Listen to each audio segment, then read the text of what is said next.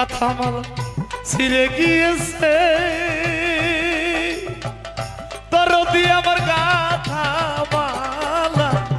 ছিঁড়ে গিয়েছে সরকার রশিদের আইও বেলা ডুবে রে গেছে বাজার ডুবে গেছে রে ডুবে রে গেছে এখন এত ব্যথা কেমন করে ও দরদি সইব মলয় অন্তরে বুঝি আমার মতো দুঃখী রে সংসারে অবাগিনীর কুকিল রে আমার মতো দুঃখী রে সংসারে উসো ডালে পয়সা কোকিল